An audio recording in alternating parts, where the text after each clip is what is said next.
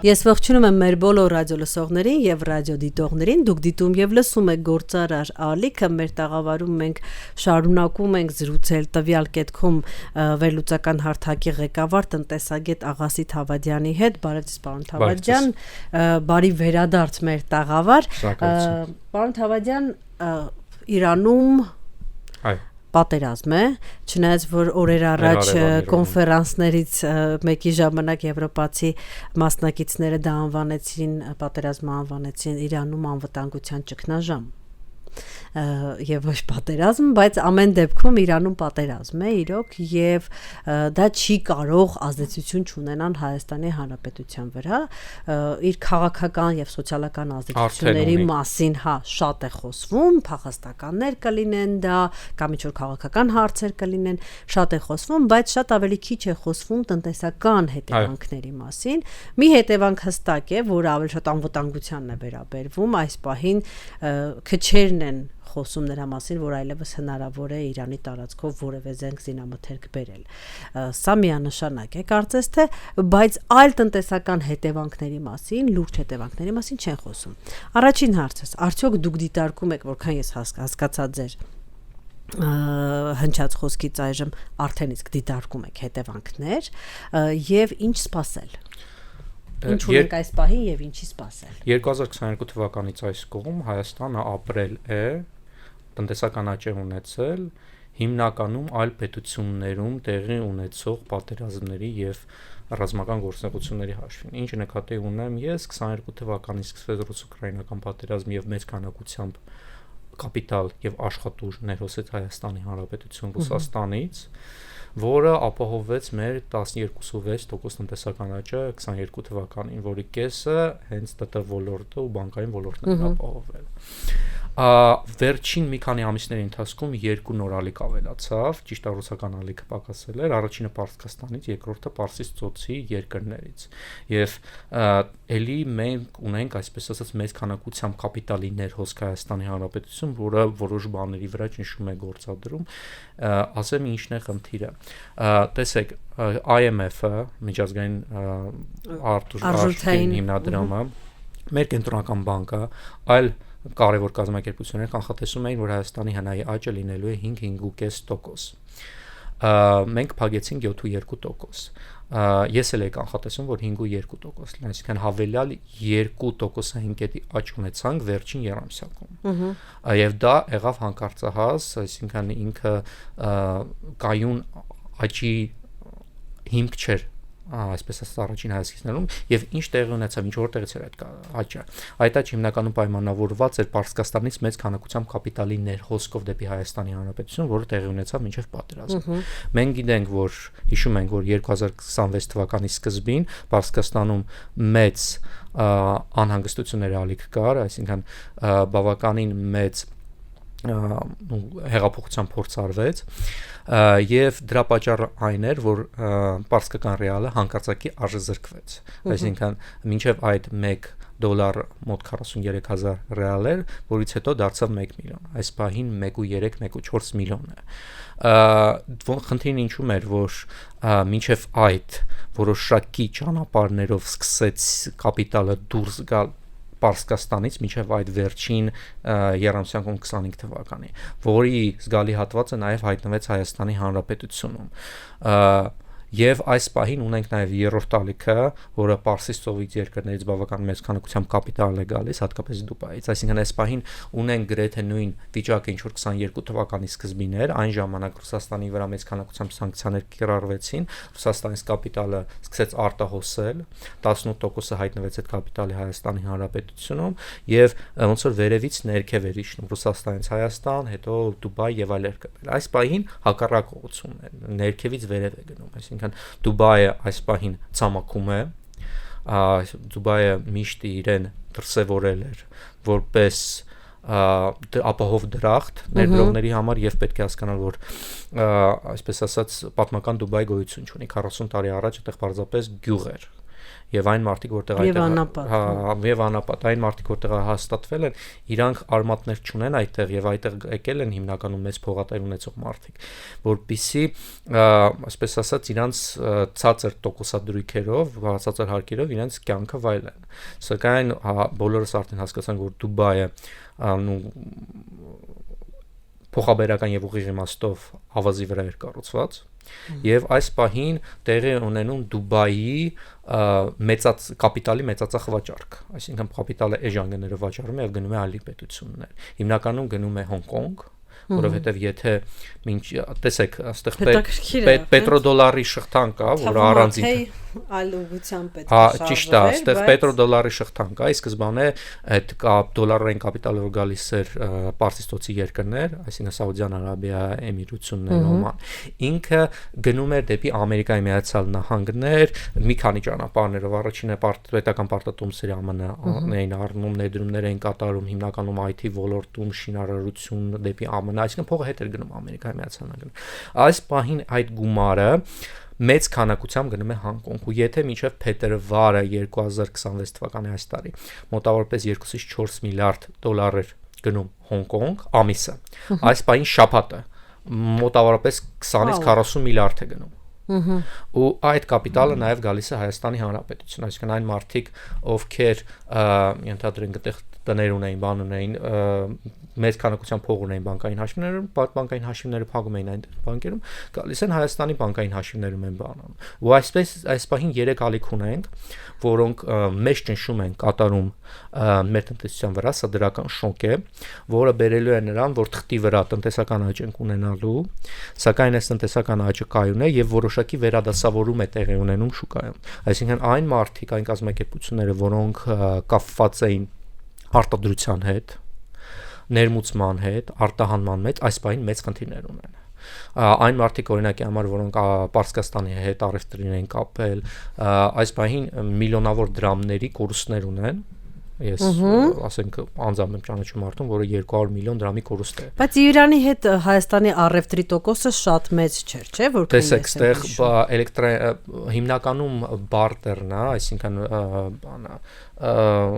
լույս գազի դիմաց, որ առանձին խնդիր է, դա էլ որոշակի խնդիրներ առաջացնում, դա էլ որոշակի, այսպես ասած, թաքնված վտանգ է Հայաստանի համար, որի մասին պետք է մտածենք, բայց դա առանձին խոսակցություն է։ Հիմնականում Հայաստանը, Պարսկաստանը հանդիսանում է տարանցիկ ուղի կոնտեյներների համար, եւ հիմա շատ այդ կոնտեյներները կորած են, չգիտեմ որտեղ են մարդիկ, կամ ասենք դրանց գոյության մասին տեղեկատվություն չկա, սա խաթարում է մարդկանց կազմակերպությունների նորմալ գործընթացների կազմակերպելը եւ կամաց մենք կարող ենք տեսնել որ որոշ ապրանքներ կարող է շուկայում վերանան որոշ կազմակերպություններ որոնք էժան հումքով Պարսկաստանից եղող իրենց արտադրությունը կազմակերպում են այս բանի խնդիրների առաջ են շատ արտահանողներ դեպի Պարսկաստան ոնց որ ասացի գրեթե սննդկացման եզրին սակայն քանի որ մեծ քանակությամբ կապիտալ է գալիս Հայաստանի Հանրապետություն եւ վերադասավորում է գցում այն կազմակերպությունները անձինք որոնք կապված են բանկային համակարգի հետ այսինքն այդ կլաստերը բանկային համակարգ անշարժ գույք շինարարություն այդ 3 ոլորտը հնայի մեջ որոնք այս պահին կազմում են մեր հնայի ոչ սիմետրիկ 38%-ը շատ ուռճացված է դա շարունակելու է աճել նաև ստեղ ուրիշ խնդիրներ կան որտեվ տեսեք հենց որ 2022 թվականին ռուս-ուկրաինական պատերազմը սկսվեց մեծ քանակությամբ կապիտալ եկավ Հայաստանի Հանրապետություն արտարժույթ պատկերացրեք արտարժույթը բանը փողը ապրանք է ինչքան ապրանքի քանակությունը շատանում է այնքան այդ ապրանքը էժանանում է ապրանքը էժանացավ, դրամը թանկացավ, ամրացավ 2022 թվականին սկզբին մոտավորապես 520-540 դրամ էր 1 դոլարը, այս պահին 375 Այս մեծ քանակությամբ կապիտալի ներհոսքը հավելել ճնշում է գործադրում մեր տնտեսության վրա եւ բերում է նրան, որ դրամը էլի կարող է ամրանալ ընդཐུպ միջև 1 դոլարը 360-365 դրամ։ Սակայն սա կխփի իր Սա իր հերթին, հերթին հատկապես կխփի։ ՏՏ ոլորտին, որը դրսի հետ է Տեսեք, այո, բոլոր արտահանող ոլորտներին, այսինքն ես գործ ունեմ, խոսում եմ ինչպես նաև ապրանքների արտահանողներին, այնպես է ծառայությունների արտահանողները, ՏՏ ոլորտը, զբոսաշրջությունը, դա ծառայություններ արտահանողներն են, այսինքն մեր ծառայությունները, այսպես ասած, արտասահմանի համար թանկանում են։ Կենտրոնական բանկը իհարկե շինարարությունը եւ դրա հատակից բանկային համակարգը սրանից օգտվում են հավելյալ, բայց նաեւ պետք է հասկանալ, որ ինչքան փող է գալիս բանկային համակարգը այդ փողը պետք է իրացնի ՊՏՏ-ի հավելյալ վարկեր տալու միջոցով։ Սա էլ որոշակի,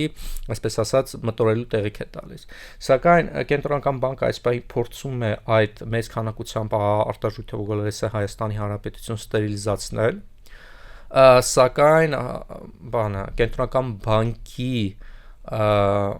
պաշարները ռեզինից չեն։ Եվ այստեղ պետք է հասկանալ, որ եթե այսպես խոսում ենք Հայաստանի Հանրապետության մասին, այսինքն միջնաժամկետ հատվածում, եթե խոսում ենք, այս մոտակա 4-5 ամիսների ընթացքում, մենք ունենալու ենք հնայաճ ու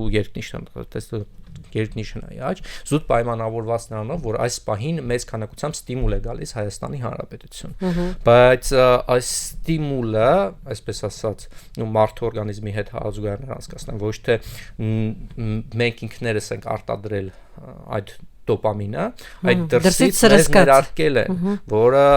կարող է օրգանիզմի համար դրական կարճ ժամանակահատվածում ստիմուլ հաղորդել եւ շարունակվի այդ աճը, որը պայմանավորված է դրսից եկած կապիտալով։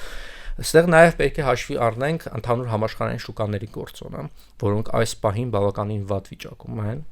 Այստեղ խնդիրն ինչում է հիմնականում։ Տեսեք, ընդհանուր առմամբ պետք է հասկանալ, որ բանկային ֆինանսական համակարգը իրանք խաղում են ռիսկի հետ ու փորձում են հնարավորին շատ աճ ապահովել տարվա ընթացքում։ 2008-ին հետևություններ չարեցին։ Հիմա գալիս եմ դրան։ Փոխում են մեծ ռիսկեր խաղալ, ասես ասած ռիսկեր, բայց ինչքան դու տարեկան աճդ ֆինանսական փորձում ես ավելացնես, այնքան ռիսկայնության դաշտը մեծանում է։ Սակայն այնտեղ խելոք մարդիկ են նստած եւ իրանք փորձում են բոլոր ռիսկերը եւ հնարավոր եւ անհնարին, այսպես ասած, իրադարձությունները հեջավորել եւ ի սկզբանե բոլոր բանկային համակարգերի, բոլոր հեջային ֆոնդերի մեջ դրված էր, որ բենզինի գինը լինելու է, այսինքն 1 բարելի գիրը, նավթի բարելի գինը լինելու է $60։ Ինչի համար, որտեղ այդ տրամաբանությունը շարունակվում էր, որ Ռուսաստանի վրա սանկցիաները շարունակվում են, ոչ մեկին ձեռք չի տալիս, որ նավթի գինը բարձրանա եւ այլն եւ հեջավորված էր 50%, այսինքն ասում են լավ, հնարավոր է $90 բարձրանա, $90 միջև եթե բարձրանա, խնդիր չի, դա կարող ենք մարսել մենք։ Սակայն այս պահին միջև $110 եւ ավել, այնա Brent-ը այս պահին 3 նայել եմ, $110 է հասել առաջին անգամ։ Սա մեծ ցնցում է եւ եթե 120 ինչու համար է այս պահին Դոնալդ Թրամփը Ամերիկայի Միացյալ Նահանգների նախագահն նաեւ փորձում խաղալ շուկայի հետ իր արձագանքներով, որոշակի այսպես ասած պոստերով իր Truth Social-ում, որպեսզի կարողանա հանգստացնել շուկան, որովհետեւ եթե բենզինի գինը կարճաժամկետ ընթացքում 120 անցնի 1 բարել կներեք նավթի գինը 1 բարել $120 անցնի եւ մի շաբաթ մնա շատ անդառնալի ցնցումներ են ունենալու տնտեսությունում արդեն ամբողջ համաշխարհային տնտեսությունում եւ արդեն այդ ցնցումները առկա են ասեմ ես շատ պետություններ իրացվելիության խնդիր ունեն հասկանում եմ առաջին հերթին Չինաստանը որովհետև Հորմուզի նեղուցով եթե չեմ սխալվում ամենաշատը հենց Չինաստանն էր այստեղից նավթներ գրում։ Տեսեք, Չինաստանը ինքը իր նավթի մոտավորապես մի 30-40%-ն է բերում Հորմուզից։ Այստեղ այլ պետություններ կան, որոնք ավելի մեծ խնդիրներ ունեն։ Ավստրալիան օրինակի համար այս պահին այնտեղ բենզինի սով է։ Այսինքն ոչ միայն բենզինի գինը 2 անգամ աճել է, այլ նաև բենզին չկա։ Ֆիլիպիններում նույն հարցը։ Հնդկաստանին տվեցին արտոնություն այդուհանդերձ Ռուսաստանի հետ առևտուր անելու։ Հա, այս պահին Ամերիկայի Միացյալ Նահանգները Ռուսաստանից եւ Պարսկաստանի հետ դե ֆակտո պատերազմում է, սակայն Պարսկաստանից եկած նավթը հայտարարել է, որ սանկցիաների տակ չի արդեն, ինչի համար, որպեսզի դա որոշակի, այսպես ասած, հավելյալ թուլացում լինի նավթի գնի վրա։ Նույնը Ռուսաստանին է վերաբերում։ Սակայն այստեղ պիտի նաև ուրիշ բան հասկանանք, որ այդ նավերը, որոնք դուրս են գալիս Հերմուսից, օրինակի համար Եվրոմիությունը։ Եվրոմիությունը մինչև 22 թիվը իր նավթի եւ գազի գալի հատվածը ստանում է Ռուսաստանի Դաշնությունից։ Պատերազմ 22 թվական պատերազմից հետո փակվեց այդ ճանապարհները, հիմա իրանք հրաժարվում են այդ ամեն ինչից։ Նույնիսկ Ռուսաստանի Դաշնության նախագահն է ասում, որ չենք ուղարկի, եւ հիմնականում իրանք բերում էին Կատարից հեղուկ գազը եւ Ամերիկայի Միացյալ Նահանգներից։ Կատարի ճանապարհը փակ է արդեն մի 35 օր, 32-33 օր ինչ պատերազմը գնում է։ Տեսեք, այդ նավերը, որոնք դուրս են գալիս Հորմուզից, իրանց պետք է մոտավորապես 30 օր, 20-ից 30 օր, որպեսզի հասնեն ասիական պետություններում արդեն նավթի, բենզինի սով է, շատ պետություններում։ Մենք ենք, որ այստեղ, այսպես ասած, մենք գնել ենք շատ էլեկտրական մեքենաներ եւ ուրախ ապրում ենք։ Դե տեսեք, մենք հիմնականում Ռուսաստանից ենք ներմուծում մենք բենզինը 95%-ը եւ այսպես ասած այդ խնդիրները չենք զգում, դեռ չենք զգում։ Այո, դեռ չենք զգում։ Ես կասեմ ինչի, որովհետեւ եկեք շարունակեմ բանից հետո կվերադառնանք զգալու մասին առանցին խոսանք։ Տեսեք, այդ տանկերները, որ դուրս են գալիս հեղուկ գազով 40 օր իրենց պահանջում, որ հասնեն Եվրոմիություն։ Այսինքն այդ վերջին տանկերները, որ հեսա կհասնեն Եվրոմիություն, արդեն կամաց հասնում են այնտեղ։ Ու հեսա ճգնաժամ սկսելու է նաև Եվրոպիությունում։ Դա պիտի հասկանանք մենք։ Այսինքն այստեղ այս ամեն ինչից հանդեպ մենք դեռևս ազդեցություն չենք զգում, որտեղ Հայաստանի Հանրապետությունը մեծ քանակությամբ փող է ներհոսում, մենք մեր պարարտանյութերը եւ բենզինը եւ վառելիքը ստանում ենք Ռուսաստանից եւ այդ խաբը խզված չէ։ Սակայն ամբողջ աշխարհում այս պահին կա նավթամթերքի, հեղուկ գազի, ինչպես նաեւ պարարտանյութերի խնդիր, որը շատ մեծ այդ պարարտանյութերն էլ առանձին խնդիր, ինչպես նաև հելիումի խնդիր, որոնք բոլորը մեծ քանակությամբ դուրս են գալիս Հերմուսի նեղուցից, այսինքն ծովային ճանապարհով դուրս եկող նավթամթերքի 20% Հերմուսից է դուրս գալիս,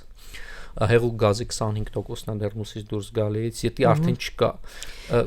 այստեղ ես ուզում եմ մենք նշենք, որ բոլոր այս կանխատեսումները, որ մենք անում ենք, ավելի ճիշտ որ դուք անում եք, պարոն Թավադյան, սա այն դեպքում, եթե Հորմուզի նեղուցը շարունակի մնալ փակ, հա, եթե վաղը բացվի, եթե վաղը չէ մյուս օրը Իրանն եւ Ամերիկան որոշակի հանգուցալուծման գան, իրավիճակը կփոխվի։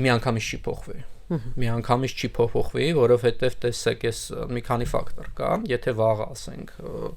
արդեն բացվի, դա իհարկե լավ արձագանք կլինի ֆինանսական շուկաներին եւ ֆինանսական շուկաները կհանդարտվեն, իհարկե դրանով դրական կլինի, կմեռնի, բայց պետք է հասկանալ, որ այդ նավերը սկսեն դուրս գալ, իրանց ժամանակ է պետք, մոտավորապես ոնց ասի 40 օր մինչեւ հասնեն Եվրոմիություն, 20-ից 30 օր մինչեւ հասնեն ասիական պետություններ, այսինքն մի ամիս պիտի սպասեն ասիական պետությունները մինչեւ հասնի այդ բենզինը։ Երկրորդ հերթին, եթե խոսում ենք հեղուկ գազի մասին եւ նավթի մասին, հեղուկ գազի ու նավթային հորերը արդեն շատերը փակվել են կամ վնասվել են։ Ինչի համար են փակվել, որովհետև իրանք օրինակ հեղուկ գազի հորը հա պիտի գա, դուրս գա եւ այսպես ասած հավելյալ պաշարները, պահեստները, որ ունենք արդեն սպառվել են, չեն կարող լցնել եւ ստիպված փակել են։ Այդ հեղուկ գազի հորը մեկ ամիս պետք է, որպեսզի փորձարկեն վերականգնեն, նորից օպերացիոն լինի։ Նույնն էլ ասենք որոշ նավթային հորեր, որոնք վնասվել են, պետք է հասկանալ ինչ է վնասվան աշճանը, կարելի է վերականգնել, ինչքան շուտ կարելի է վերականգնել, ոնց կարելի է վերականգնել, ասենք հատուկ երկաթները, դետալները, որոնք շուկայում չկան, մինչև պատվիրես, սարքես, բերես, տեղավորես, այսինքն այս պահին վաղը չէ միս օրը հաղորդություն կընկվի, թե չէ, ենթադրենք, որի հավանականությունից քիչ եմ դարկում։ Այդ շղթաները վերականգնելը բավականին մեծ ժամանակ է պետք։ Հասկանալի է։ Հիմա ստեղ այս պահին մենք օգտվում ենք այս բարիքից, սակայն այսինքն ուրիշ պետություններում պատերազմից ասած սակայն ստեղ պիտի հասկանանք, որ Հայաստանի Հանրապետությունում եղել է պատմություն դրամի կտրուկ արժեզրկման։ Ու այն իրավիճակը, որ այս պահին կա, ինչ որ չափով նման է մինչև մեծ ֆինանսական ճգնաժամի իրավիճակը։ Այսինքն, տեսեք 2002 թվականից մինչև 2007 թիվ Հայաստանի Հանրապետությունը մեծ քանակությամբ կապիտալ հոսեց, շատ մեծ քանակությամբ, որը բերեց նրան, որ Հայաստանի Հանրապետության տնտեսական աճը միջին այդ տարիներում 12% էր։ Մենք ինքներս մեզ Կովկասյան վագր ենք անում, ասում ենք, տեսեք, մենք կանք, հզոր ենք։ Ճիշտ է, դա բերեց դրական այն էր, որ ենթակառուցվածքների ներդրումները բավականին մեծ եղան, բայց հնայի աճի մեջ մեծ մասը շինարարություններ։ Դրա արդյունքում մենք ունեցանք հյուսիսային պողոտան։ Հիմնականում շինարարություններ ապահովում դա։ Սակայն հենց որ 2008 թվականի ֆինանսական ճգնաժամը եղավ, արդեն որոշակի 6 ամիս լագով հասավ Հայաստանի Հանրապետություն, 2008 թվականի դրամը կտրուկ արձզրկվեց, այսինքն մինչև այդ տեսենք ինչ է, որ փող էր մտնում Հայաստանի Հանրապետություն։ 2002 թվականին $1 560 դրամ էր։ Հետո կամաց ինչքան փող մտավ արտաշույթը մտավ, $1 դարձավ 300 դրամ, 300-305 2008 թվականին։ Դա բերեց նրան, որ ասենք ռազմավարական ոլորտներից մեկը ադամանդագործությունը, որ սնանկ ճանաչվեց, որ 400 դրամից իջավ, ձեռ չէր տալիս արտահանում կազմակերպել։ Դա բերեց նաև նրան, որ տների գները աճեցին։ Այսինքն, եթե 1998 թվականին ջրի գիներ, ենթադրենք աչափնյակում 2-3 սենյականոցը $3-4,000 կարելի է ձեռք բերել, ապա այդ վերջին 2007 թվականին 10-12 անգամ աճեց գները։ Մենք ֆինանսական ճգնաժամը տեղի ունեցավ, դա հասավ Հայաստանի Հանրապետություն, դրամի արժույթը 2008 թվականի վերջին հանկարծակի արձզրկվեց մինչև 480 դրամ, 480 բարձրացավ, հանդարտեց 400 դրամի վրա, ու շինարարությունը կանգնեց, գները սառեցին, տնտեսական անկում ունեցանք բավականին մեջ, ու մենք մի 6 տարի չկարողացանք վերականգնել մինչև 2008 թվականի ցուցանիշը։ Նույն իրավիճակն է այս բանին, այսինքն 2022 թվականին հենց մի քիչ տարբերություններ իհարկե կան, 2022 թվականին հենց մեծ քանակությամբ կապիտալ սկսեց ներհոսել Հայաստանի Հանրապետություն, դրամը $1 540-520 էր։ Այս բանին իջել է այդ ամեն ինչից, դարձել է 375 այս բանին, բայց դեռ այդ ճնշումը կա մեծ քանակությամբ արտաշույթի։ Որպես հետևանք կանխատեսում եք, որ դեռ եւս պետք է սպասենք որոշակի համաշխարհային ֆինանսական էլի ճգնաժամի։ Այս պահին ամրանալու է ֆինանսական ճգնաժամի հավանականությունը մեծ է։ Ֆինանսական ճգնաժամը մեր մոտ չի սկսվելու, որտեղ մեր մոտ բավական մեծ քանակությամբ փող կա։ Պիտի դրան հետևենք, երբ որ սկսվի ուշ թե շուտ, քանի որ մենք ֆինանսական երկիր ենք, այսպես ասած ֆինանսական ծառայություններ ենք հիմնականում մատուցում, ուշ թե շուտ գալու է հասնելու Հայաստանի Հանրապետություն, եւ այդ ժամանակ դրամը ամրացած կլինի 360-360, նույն վիճակում կնա 375-ի, դա ամենայն հավանականությամբ լինելու է տարվա վերջ, ինչի եմ ասում, որովհետև պատմությունը այդ է ասում, որովհետև 2008 թվականին էլ տարվա վերջ տեղի ունեցավ, վերջին 2 ամիսներին, 2014 թվականին էլ Ռուսաստանում փոխարժեքի ճգնաժամը հենց որ տեղի ունեցավ, մեր մոտ էլ դրամը 400-ից թռավ մինչև 560, հետո հանդարտեց 480-ի վրա։ Հիմա էլ այդ սցենարը կարող է լինել։ Դա մենք պիտի Պետք է հաշվի առնենք, որ այս սցենարում փոփոխականները շատ են եւ կարող է շատ ավելի վատ կամ շատ ավելի լավ, ավելի մեղմ լինել։ Այո, ես ինչ եմ սա ասում, ես չեմ ուզում որ սա լինի, զուտ ասում եմ սա որպես հավանական սցենար եւ սրա մասին պետք է մտածել։ Պետք է պատրաստ լինել այս ամեն ինչին, որովհետեւ պիտի հասկանանք հստակ ինչով ենք հարստանում եւ ինչի սա կարող է բերել։ Սա ընդհանուր առմամբ սա ֆինանսական խնդիրների եւ հնարավորությունների ճգնաժամերի մասին։ Ես ուզում եմ պարոն Թավադյան, քանի չեք անցել ուրիշ հարցի այս թեմայի շուրջ։ Հայաստանի Հանրապետության միջին քաղաքացին, ոչ ֆինանսիստը, ոչ բանկային աշխատող, այլ միջին քաղաքացին, Իրանի հետ պատերազմի տնտեսական հետևանքները, փուլերով, մոտավորապես, ինչպես կզգա իր վրա։ Տեսեք,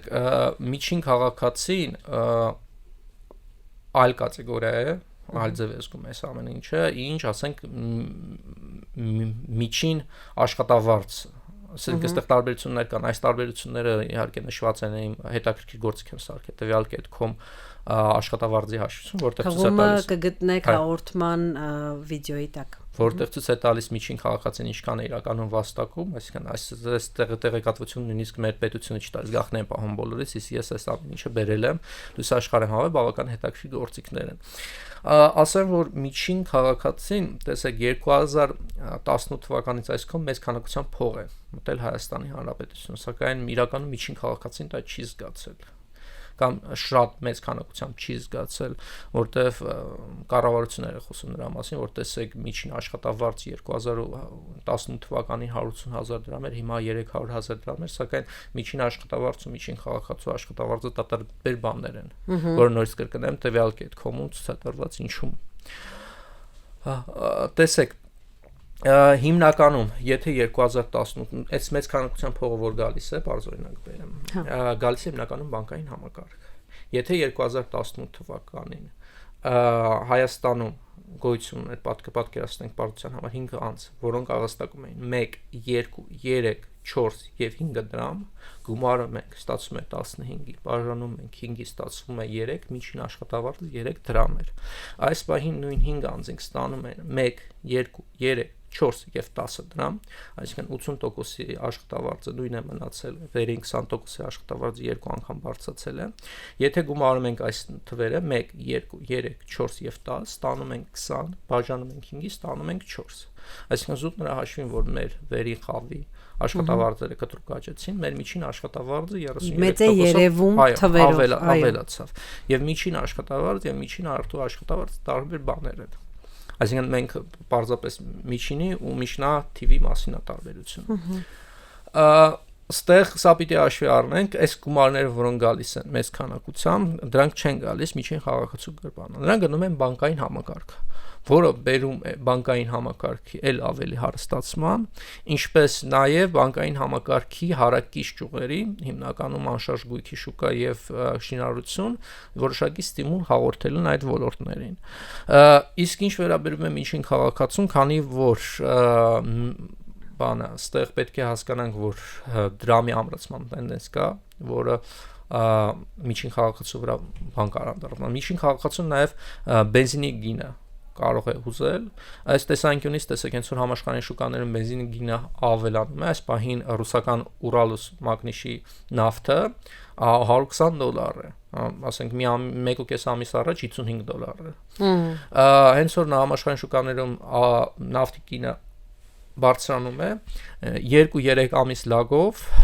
դա գալիս է Հայաստանի Հանրապետություն, այսինքն կարող ենք տեսնել, որ մինչև ընտրությունների բենզինի գինը բավականին թանկանա։ Զուտ է դրա մինչև այդ բենզինը գա, այսինքն այս մենք հիմա օգտագործում ենք այն բենզինը, որ կա Հայաստանի Հանրապետությունում, մի 2 ամիս առաջվա գնաց բենզինը։ Այն հիմա նոր կոնտրակտները ավելի թանկ են եւ այդ կոնտրակտները մինչև կան Հայաստանի Հանրապետություն, թանկացումն է մենք կտեսնենք։ Հաջորդը, քանի որ արտադրական շղթաները որոշ խափանվել են, ի նկատի ունեմ շատ արտադրող տնտեսություններ կազմակերպողներ դրսից կոնտեյներով ապրանքներ են բերում, հաստոցներ են բերում, որովհետեւ արտադրություն, քանի որ այդ կոնտեյներներից շատերը կորած են եւ կարող ենք տեսնել, նկատել, որ որոշ ապրանքներ կարող են բացակայել շուկայից։ Հետո հաջորդ խնդիրը գնաճն է։ Գնաճը, որը արդեն տեսնում ենք, որտեղ ինչ սկսեց այս իրադարձությունները, շատ ապրանքների գներ, ի նկատի ունեմ օրինակ ձվերը, կաթնամթերքը, օղին, պահածոները, իրանց գները սկսեցին աճել։ Մինիմալ ինչ որ մենք կտեսնենք միջին քաղաքացու համար, դա զգալի գնաճն է։ Դուք այս խաթարման շնորհիվ, ինչպես ոչ միայն ուտելիքի գնաճը, սննդամթերքի գնաճը, այն նաև տարվա վերջին կարող ենք տեսնել կենցաղային ապրանքների գնաճը, որը ավելի շատ կախված է ոչ թե մեր ներքին արտադրում, մենք դա չենք արտադրում այ համաշխարհային արտադրական շղթաների խափանման հետ։ Ինձ օրերս մի կին ասաց, վայ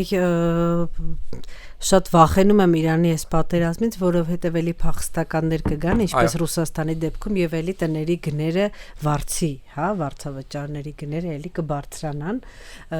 Փախստականների հետևանքով ինչ որ տարբերություններ ակնկալում եք, թե այս այն թվերը չի, որ կարող են տարբերություններ կան։ Իհարկե տների գները կբարձրանան այս պահին, այսինքն որտեղ դեռ կապիտալը ներհոսում է Հայաստանի Հանրապետություն, եւ եթե 25 թվականի սառցված է շուկան, որովհետև նույնստեղ եկամտարկի հետ վերադարձ օրենքի մեջ փոփոխություն կար, կապիտալը քիչ էր գալիս Հայաստանի Հանրապետություն արդեն Ռուսաստանից, այս պահին արդեն մեծ կշկեն աշխարհացում լինելու է, որը բերելու է հավելյալ շատ չէ, բայց որոշակի բարձրացում, որ ոչ թե նրանով որ մարդիկ են գալիս, այլ որ կապիտալ է գալիս։ Ինչ վերաբերում է փախստականներին, այստեղ մենք որոշակի սպառնալիք ունենք։ Եվ նես ասեմ ինչ նշում է կատարում սպառնալիքը։ Ճիշտ է, այս սպառնալիքը արդեն ցածր է, ինչ կար պատերազմի սկզբի առաջին 2 ամիսներին, որտեղ հիմնական նպատակներից մեկը դա Պարսկաստանի տրոհումն էր, որի արդյունքում, ասենք ոնց որ դա տեղի ունեցավ Իրաքում, Սիրիայում, Լիբիայում, որի արդյունքում մեծ քանակությամբ մարդիկ սկսեցին քոչել այլ երկրներ։ Եվ եթե ասենք Սիրիայում 22 միլիոն մարդ է, Պարսկաստանում 92 միլիոն մարդ է։ Եվ այդ արդյունքում մեծ քանակությամբ մարդիկ նաև կհայտնվեն Հայաստանի Հանրապետություն, իսկ Հայաստանին մոտ նահանգը Պարսկաստանի դա ատերպետականն է, որտեղ մոտավորապես 15 միլիոն ազերիներ են ապրում։ Այսինքն, որոնք գալու են հիմնականում Սյունիք։ Սա ավելի շատ ոչ թե տների թանկացման խնդրի կարող էր բերել, այլ այնտեղ ժողովրդագրական խնդիր, որը հետագայում փափուկ ուժի նաև խնդիր կարող էր բերել մեր հարևանի կողմից։ Սակայն դրա հավանականությունը այս պահին շատ ցածր եմ համարում, որովհետև այսպես ասած դրա հավանականությունը մեծ էր առաջին 2 ամիսների ընթացքում։ Այս պահին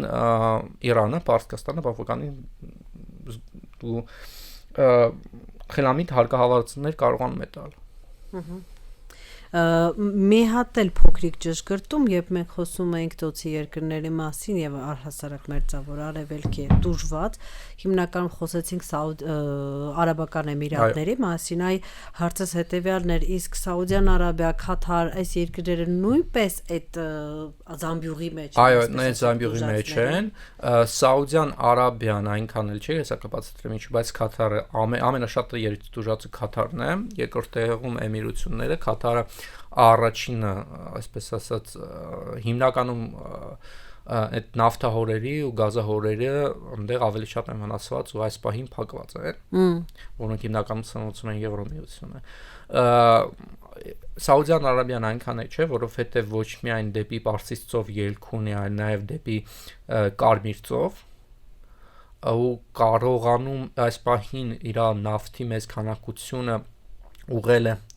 մինչև այդ դեպի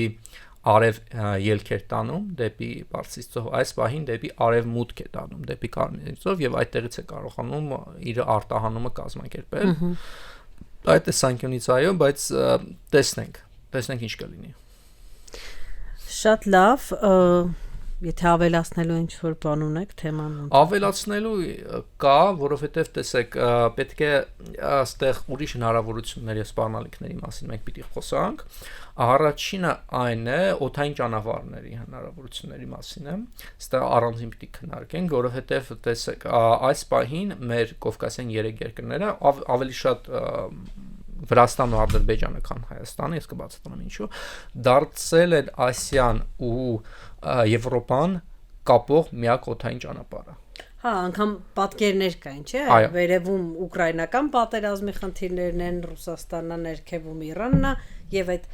ինքնաթիռների հոսքը ինտենսիվ մեր, այսինքն Ադրբեջանից մինչև այդ Թուրքիա եւ Վրաստան երկնքով։ Սա ինչ որ ուրույն առումով մեզ պաշտպանում է պատերազմից, մեր հարևաններից պաշտպանում է։ Եվ հեսա բացատրեմ ինչու եւ սա որոշակի հնարավորություններ է ստեղծում։ Դե հասկանալի է, թե դու միակ անվտանգ կարիդորն ես օդային, հարևանին այդքան էլ չեն թողնի։ Ոչ միայն հարևան, այո, իրավիճակը ոչ մի փչացնել։ պետության այս պահին ձեռք չտալի, որպեսզի մեր մոտ ինչ որ բան լինի։ Եվ սա ինչ որ տեսանկյունից լավ է Հայաստանի Հանրապետության համար, այստեղ մի հատ տեսություն ձեզ կասեմ, որը կարող է այդպես չլինի զուտ տեսական է, բայց հետաքրքիր միտք է, այսինքն մինչև այդ ինչ որ ասել եմ ես ասպես ասած մեծ հավանականությամբ համոզում մի 80-90% որ այս իրադարձություններ են լինել եւ պետք է դրանց գշած, սա այսպես ասած ձեռի հետ է միտքը հարտահայտում։ Տեսեք, երկրորդ համաշխարհային պատերազմի ընթացքում միակ երկիրը, որ ամենաշատն է հարստացել Եվրոմիությունում, դա Շվեյցարիան է եղել եւ այս պահին Եվրոմիությունում բոլորը ուզում են ապրել Շվեյցարիայում, ինչի համար որտեղ մեկ շնչի հաշվող նայեն ամենաբարձրն է այդտեղ եւ որտեղ նա չմասնակցեց երկրորդ համաշխարհային պատերազմին եւ իրան հայտարարեց անկողմնակալ կողմ, որի արդյունքում Եվրոմիությունում Եվրոպայում այն ժամանակ ինչքան կապիտալ կա, մեծ մասը հոսեց Շվեյցարիա։ Այսինքն մյուս խաղացողներին էլ մեծ հաշվով պետք էր, որ լիներ մի հատ անկողմնակալ տարածք։ Այո։ Հա, որ ձեր չտանք, այսպես ասած պահոց։ Ես ուրիշ ձև, տեսեք, ընդհանուր առմամբ կապիտալը սիրում է խաղաղությունը։ Ճիշտ է, մեր տարածաշրջանը կոնկրետ պատմականորեն մեր երկիրը նաև միշտ պատերազմների միջով է անցնել, սակայն այս պահին համեմատաբար ավելի խաղաղ է, քան այլ երկրները։ Եվ սա կարող է բերել նրան, որ արդեն բերում է, որ կապիտալը գա։ Եվ այստեղ իրականում այս պատերազմը Պարսկաստանի հետ կարող է երկար տևել։ Այսինքն դառնա Ամերիկայի համար նույն SVO-ն ինչ Ռուսաստանը։ Այո, այդ բանը ռուս-ուկրաինական պատերազմը արդեն 4 տարի տևում է, բոլորս մտածում են կարճ է լինելու։ Նույնն էլ Ամերիկան հենց որ մտավ Բաղդադ, Իրաք այս պահին 2003 թվականին, 11 թվականին նոր դուրս եկավ, 8 տարի։ Ու այս ընթացքում ճիշտ է համաշխարհային ճգնաժամի հավանականությունը մեծ է եւ այլ բաների հավանականությունը մեծ է, բայց կապիտալը այլ հավասար պայմաններում կարող է շարունակել հոսել Հայաստանի Հանրապետություն, բայց բոլորս պետք է հասկանանք, որ այդ կապիտալը ոչ թե պիտի օգտագործենք պարզապես շինարարություններ անելու համար, որը այդքան իրականում մարդիկ չունենք, որտեղ տեղել չկա, ոչ թե դրա համար պիտի օգտագործենք, այլ կառավարությունը հատուկ ծրագրերի միջոցով պետք է այնպես անի, որ շուկան դրթի դեպի ենթակառուցվածքների կառուցում, այսինքն այդ գումարը որ գալիս է, ասենք այսօր կա, վաղը չկա, այնպես արի, որ նոր ճանապարհներ, դպրոցներ, ինչպես նաև արդեն քանի 18 թվականից խոսում է 8 ջրամբար կառուցել, 7-8 ջրամբար կառուցելու համար, ինչև նա չի կառուցել, ջրամբար կառուցել, նոր օդանավակայան կառուցելու համար, ինչը, որովհետև նորից կընտրեն, այն ինչ որ կա ճիշտ է, բանի Զվարթնոցի հետ որոշակի պայմանագիր կա, որ ասում է, բանը 250 կիլոմետր շրջագծումով օդանավակայան չպիտի լինի, բայց դա պիտի փոփոխել։ Այսինքն այնպես անել, որ երբ ու եթե այո, հետո ամեն ինչ վատ լինի, իսկ այդ օրը վաղ թե ուշ կգա։ Դու ունենաս արդեն այնպիսի ենթակառուցվածքներ, որ կարողանաս դա բանացնես ի օգուտ քեզ։ Գումարները գնա շինարարություն եւ հետո ճգնաժամից հետո մարդիկ չլինեն այդ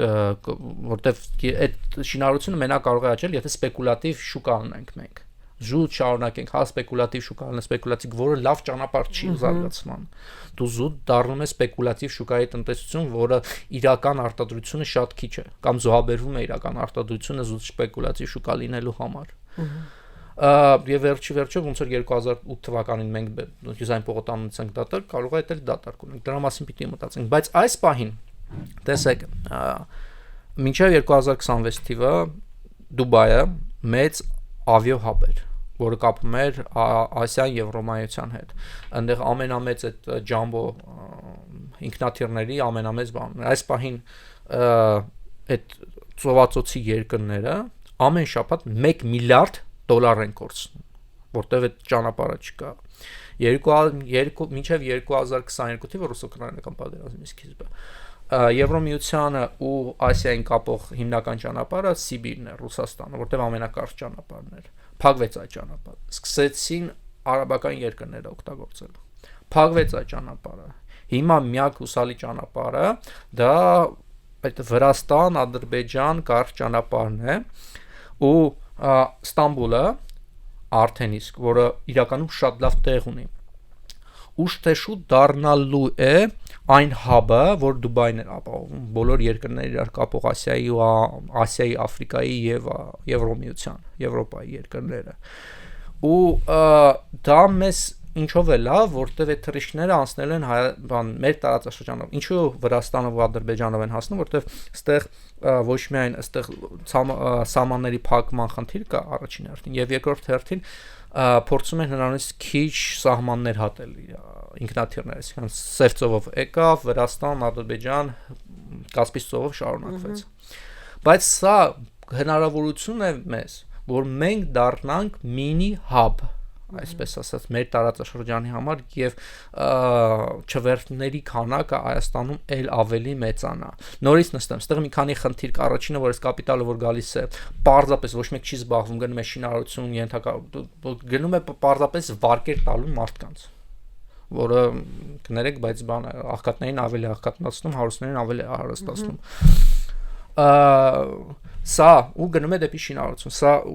իրականում տենց է, բանկային համակարգի եթե վարկային պորտֆելը նայենք, ապա սպառողական վարկերն են 2 անգամ աճել,